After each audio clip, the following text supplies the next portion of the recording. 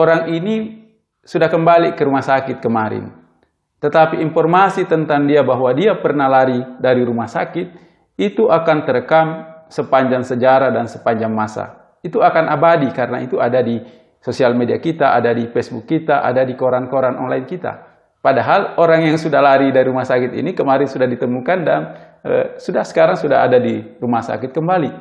Tapi reputasi dia, suatu saat dia ingin mendaftar sebagai anggota KPU misalnya, sebagai anggota Bawaslu, dia mendaftar sebagai anggota apa misalnya, dia akan dipertanyakan bahwa Anda dulu ini pernah lari dari rumah sakit. Dan dia tidak punya lagi hak akses untuk memulihkan apa yang dia pernah lakukan.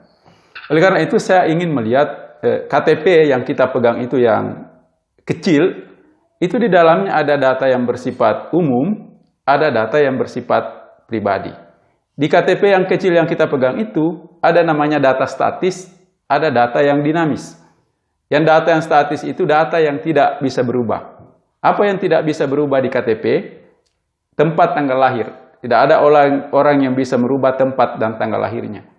Yang kedua NIK, nomor induk kependudukan. Sekali kita diberikan NIK, maka nomor itulah yang akan kita bawa sampai mati. Yang ketiga adalah golongan darah. Golongan darah itu termasuk data statis, tidak ada orang yang bisa berubah golongan darahnya. Data dinamis, nama itu bisa kita ganti, bisa berubah dengan penetapan pengadilan. Agama orang bisa berpindah agama. Alamat orang bisa berganti alamat.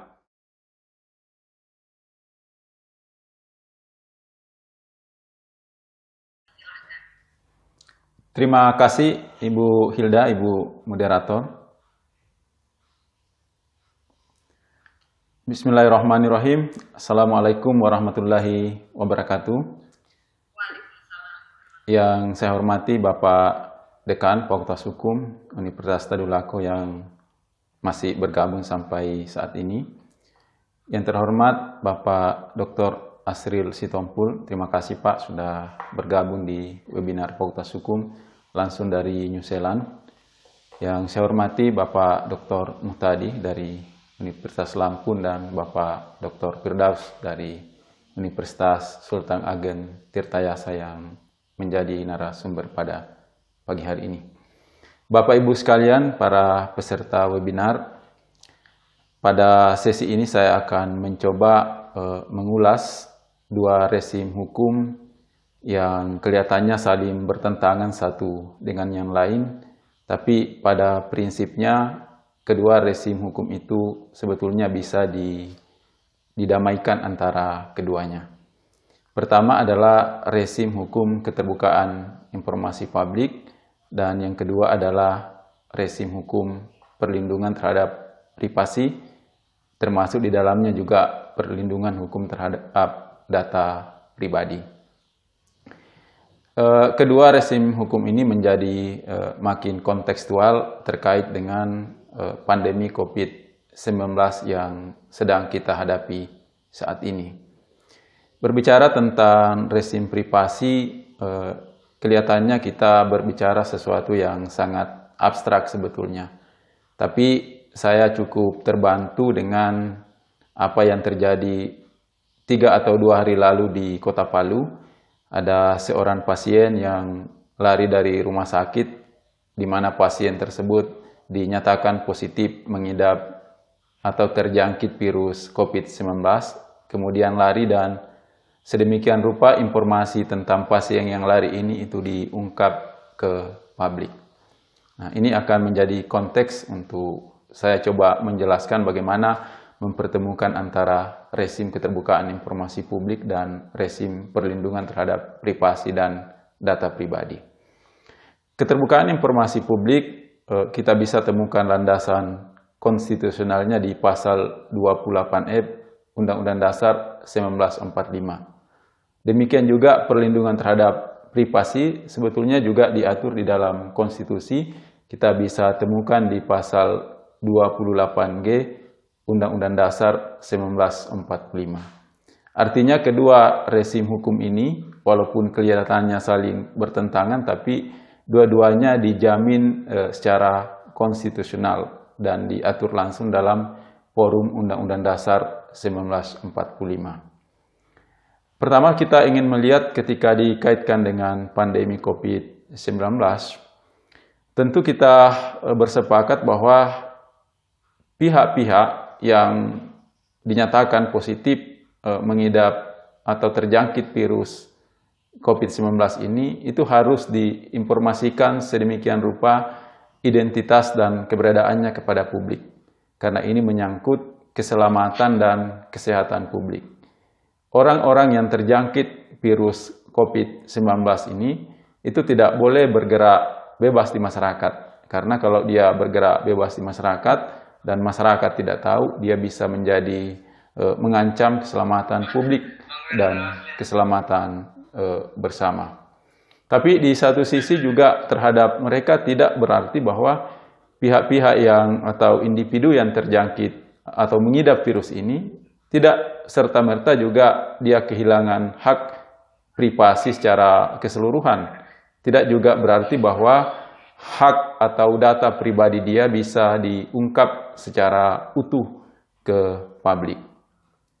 Kalau kita lihat dalam rezim keterbukaan informasi publik, intinya di situ adalah bahwa semua informasi publik itu bersifat terbuka, kecuali memang yang dikecualikan untuk ditutup.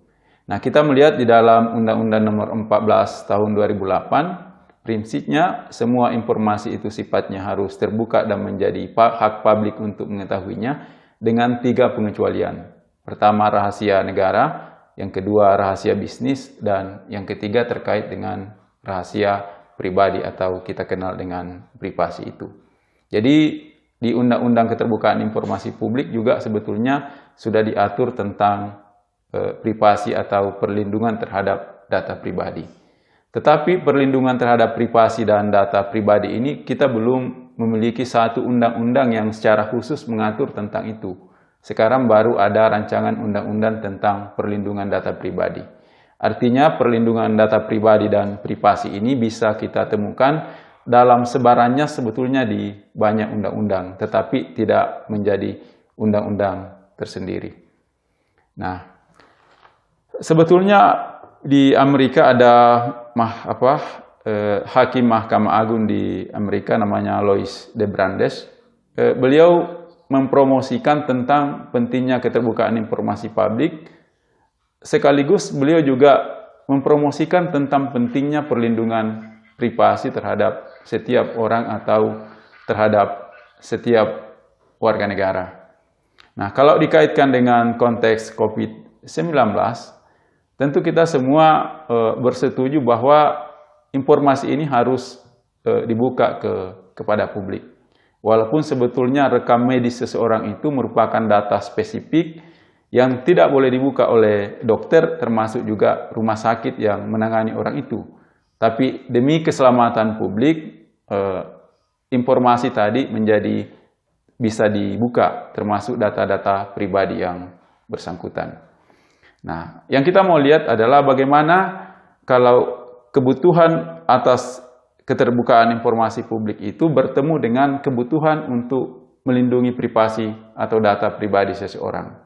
Nah, dalam konteks ini kalau keduanya bertemu sebagai sebagai dua konsep hukum yang sama-sama dilindungi oleh undang-undang, maka yang kedua harus mengalah terhadap yang pertama. Artinya perlindungan privasi dan data pribadi menjadi gugur ketika dia bertemu dengan kebutuhan untuk membuka informasi demi kepentingan publik dan kesehatan publik. Nah, tetapi untuk menggugurkan hak atas privasi dan data pribadi itu juga tidak bisa dilakukan secara sewenang-wenang. Ada 3 pembatasan yang menjadi acuan kita untuk menggugurkan perlindungan privasi ketika dia bertemu dengan kebutuhan untuk membuka informasi publik. Pertama, prosedur untuk membuka informasi itu harus ditetapkan berdasarkan undang-undang. Yang kedua, pembukaan informasi tersebut tidak bisa dilakukan secara sewenang-wenang. Dan yang ketiga, bahwa pembukaan informasi tersebut adalah dilakukan secara proporsional. Nah, dalam konteks beberapa pasien COVID-19, saya orang yang bersetuju bahwa data-data mereka itu harus dibuka. Tetapi yang perlu saya kritisi adalah ketika pembukaan informasi mereka itu sudah cenderung tidak proporsional. Di Kota Palu misalnya kemarin kita dapat kasus baru, tadi yang saya sebut pasien yang lari dari rumah sakit, itu kemudian sedemikian rupa disampaikan kepada masyarakat bahwa ada pasien yang lari dari rumah sakit. Nah, ini sebetulnya perlu supaya masyarakat bisa menghindar untuk tidak berinteraksi dengan orang tersebut, agar orang tersebut tidak bergerak bebas di masyarakat, kemudian dia menularkan virus yang ada di tubuhnya ke masyarakat yang lain. Tapi yang saya kritisi adalah ketika KTP orang tersebut, saya tidak tahu apakah yang menyebarkan ini rumah sakit atau pihak-pihak yang ada di rumah sakit atau pihak ketiga. KTP itu kemudian disebar ke publik dan dengan cepat beredar di WA group yang kita miliki. Nah, kita ketahui bahwa di KTP itu ada data-data pribadi yang sifatnya rahasia.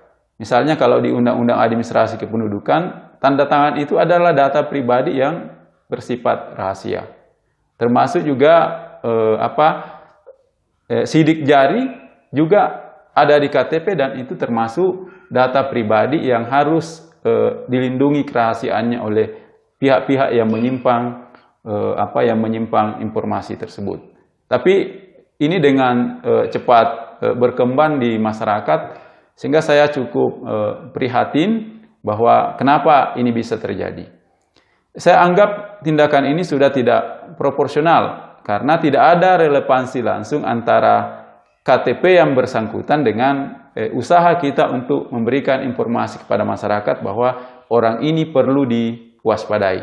Karena tidak ada sidik jari itu tidak diperlukan untuk mengidentifikasi orang ini. Termasuk juga tanda tangan yang ada di KTP juga tidak perlu disebar untuk memberikan informasi kepada masyarakat. Mungkin cukup yang disampaikan ke masyarakat itu adalah fotonya, namanya, ya sampai di situ saja. Agamanya juga tidak perlu disebar ke publik, tempat tanggal lahirnya tidak perlu disebar ke publik, karena itu semua adalah bagian dari privasi seseorang yang seharusnya dilindungi oleh negara dan dilindungi oleh pihak-pihak yang menguasai informasi yang diberikan oleh pasien terhadap rumah sakit itu. Nah, tetapi ini kemudian terlanjur menyebar di publik dan juga dimuat di media massa, padahal di Kode etik jurnalistik di pasal 9 Kode etik jurnalistik itu juga wartawan harus menghargai hak privasi orang. Nah, di tempat lain juga di Palu, orang yang terkait dengan COVID-19 itu sampai diungkap rahasia-rahasia pribadinya. Misalnya bahwa pasien A itu punya hubungan keluarga dengan pasien B misalnya. Bahwa pasien C itu adalah kemenakan dari pasien A. Pasien E itu juga kemenakan dari pasien A. Atau pasien A itu anaknya pasien B. Nah, ini semua sebetulnya adalah hal-hal yang tidak perlu diungkap ke publik karena tidak ada kaitan antara hubungan keluarga dengan upaya kita untuk memberikan kesadaran kepada publik bahwa ini tidak boleh kita berinteraksi dengan dia. Bahkan di Palu kemarin, saya tidak tahu apakah atas persetujuan subjek data, bahkan beredar di media-media sosial bahwa salah satu pasien itu pacarnya pasien ini. Jadi ini semua adalah informasi-informasi sebetulnya yang bersifat private yang tidak boleh diungkap ke publik terlepas ada tidaknya persetujuan dari subjek data. Bahkan ada pihak rumah sakit tertentu yang mungkin melakukan wawancara dengan pasien yang sedang dirawat. Nah, mungkin pada saat melakukan wawancara itu ada persetujuan subjek data. Tetapi perlu dipertanyakan apakah yang bersangkutan itu memberikan persetujuan secara sukarela atau jangan-jangan dia rasa tidak enak saja terhadap dokter atau rumah sakit tempat dia dirawat kalau ada permintaan dari rumah sakit atau direktur rumah sakit yang dia tidak indahkan. Jadi ketika dia diminta untuk melakukan wawancara, misalnya pasien ini mungkin tidak ada pilihan lain kecuali bersedia untuk diwawancara itu. Jadi menurut saya ini yang perlu menjadi perhatian bersama kita bahwa pengungkapan informasi publik itu tidak dilarang tetapi dia harus dilakukan secara proporsional, seminimal mungkin dan semata-mata karena ada kaitan dengan kebutuhan masyarakat akan suatu informasi. Nah, saya membayangkan kemarin kalau pasien ini tidak cepat ditemukan, kemudian berkembang informasi sedemikian rupa di masyarakat, pasien ini bisa mendapat bahkan keselamatannya bisa terancam.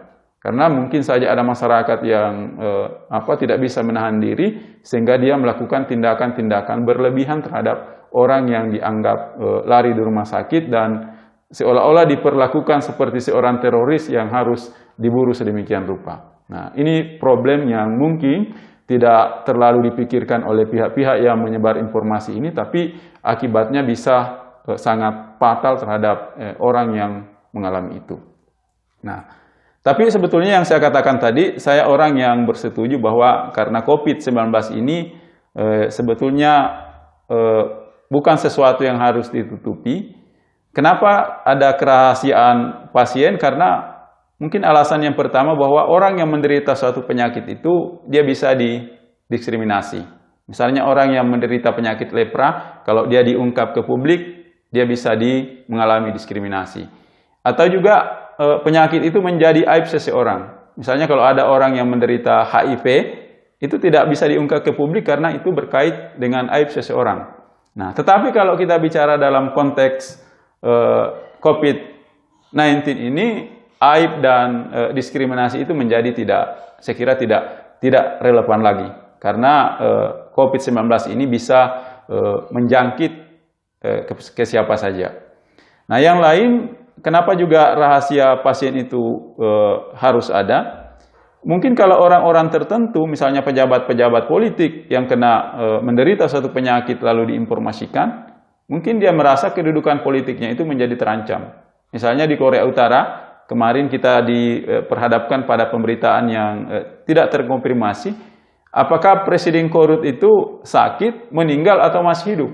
Nah, ini kemudian ditutup kepada publik karena itu terkait dengan kedudukan dan posisi seseorang yang bisa mengancam kedudukan politiknya kalau dia diberitakan sakit, sehat, atau kurang sehat. Nah, sama kasus di Presiden Soekarno waktu tahun 65 itu kan beliau dikabarkan bahwa beliau sakit. Nah, dalam kondisi sakitnya presiden ini, maka manuver-manuver politik itu bisa dilakukan oleh lawan-lawan politik dia. Sehingga bagi politisi atau kepala negara seperti itu, ya kemungkinan ada pengecualian bahwa sakitnya itu harus selektif untuk disampaikan kepada publik. Nah, demikian juga mungkin para pengusaha besar, kalau dia diberitakan sakit, mungkin sahamnya bisa jatuh, atau kalau dia diberitakan sakit, mungkin bank tidak mau memberikan pinjaman kepada dia lagi, sehingga sakitnya itu harus menjadi privasi dan dilindungi, tidak boleh diinformasikan kepada publik. Tapi dalam konteks pandemi COVID-19 ini, saya kira menjadi relevan untuk informasi-informasi terkait dengan keberadaan pasien itu bisa menjadi informasi publik, bahkan informasi publik yang serta-merta harus disampaikan kepada publik oleh badan publik, karena ini menyangkut kesehatan publik dan keselamatan bersama. Hanya yang menjadi catatan saya bahwa pengungkapan informasi yang bersifat privasi dan data pribadi itu tadi harus dilakukan secara proporsional dengan mempertimbangkan keselamatan orang yang diungkap informasinya dan mengungkap informasi sebatas yang relevan dengan keadaan seorang pasien agar masyarakat tahu bahwa orang inilah yang sakit. Tidak memberikan informasi-informasi yang terlalu dalam, terlalu jauh tentang diri seseorang, misalnya menyebar KTP-nya di publik, atau menyampaikan bahwa antara pasien A dengan pasien B adalah kemenakannya, antara pasien A dan pasien B adalah pacarnya, dan seterusnya. Karena itu tidak relevan dengan upaya kita untuk memberikan informasi kepada masyarakat terkait dengan pandemi COVID-19 ini. Jadi saya kira ini adalah dua rezim hukum, keterbukaan dijamin oleh konstitusi, dan pada saat bersamaan juga kerahasiaan juga dijamin oleh konstitusi kita.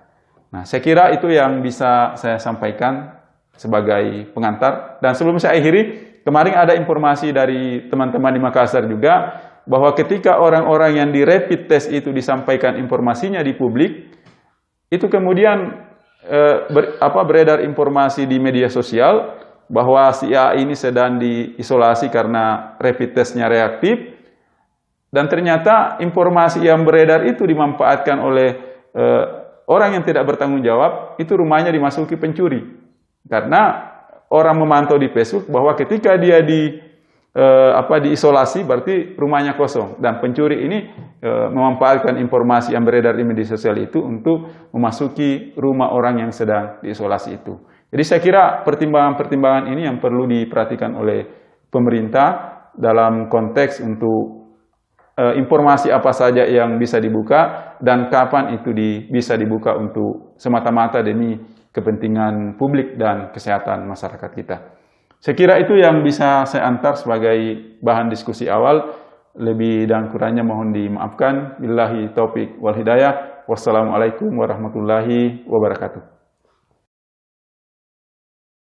Terima kasih Ibu Moderator. Tadi ada 2 pertanyaan juga yang ditujukan ke saya. Saya tidak akan jawab secara spesifik, tapi dari mungkin apa yang saya sampaikan bisa paling tidak menjawab 2 pertanyaan tadi.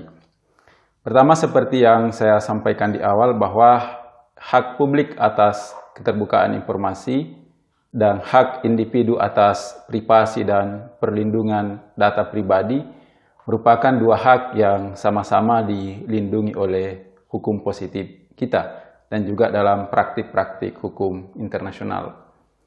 Nah, masalahnya adalah ketika terjadi benturan antara 2 kepentingan tersebut. Di satu sisi ada kepentingan kita untuk memberikan informasi itu kepada publik, dan di satu sisi juga ada kebutuhan kita untuk tetap menjaga dan melindungi privasi seorang individu.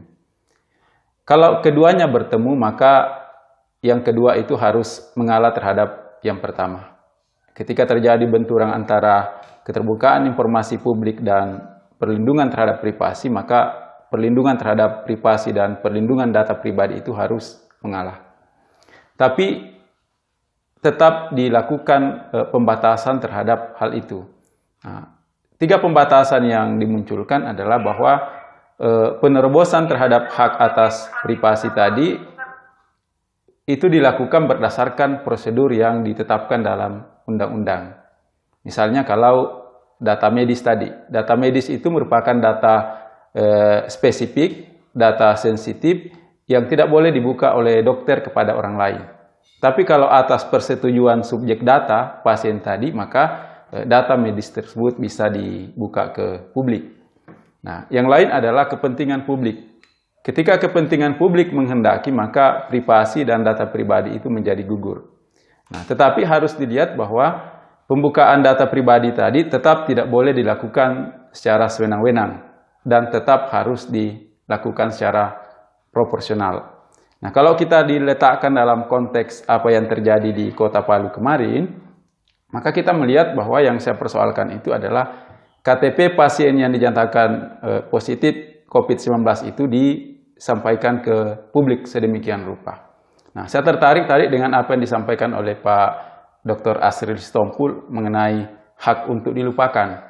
Orang ini sudah kembali ke rumah sakit kemarin, tetapi informasi tentang dia bahwa dia pernah lari dari rumah sakit itu akan terekam sepanjang sejarah dan sepanjang masa. Itu akan abadi karena itu ada di sosial media kita, ada di Facebook kita, ada di koran-koran online kita. Padahal orang yang sudah lari dari rumah sakit ini kemarin sudah ditemukan dan sekarang sudah ada di rumah sakit kembali. Tapi reputasi dia, suatu saat dia ingin mendaftar sebagai anggota KPU misalnya, sebagai anggota Bawaslu, dia mendaftar sebagai anggota apa misalnya, dia akan dipertanyakan bahwa Anda dulu ini pernah lari dari rumah sakit. Dan dia tidak punya lagi hak akses untuk memulihkan apa yang dia pernah lakukan. Oleh karena itu saya ingin melihat KTP yang kita pegang itu yang kecil, itu di dalamnya ada data yang bersifat umum, ada data yang bersifat pribadi. Di KTP yang kecil yang kita pegang itu, ada namanya data statis, ada data yang dinamis. Yang data yang statis itu data yang tidak bisa berubah. Apa yang tidak bisa berubah di KTP? Tempat tanggal lahir. Tidak ada orang yang bisa merubah tempat dan tanggal lahirnya.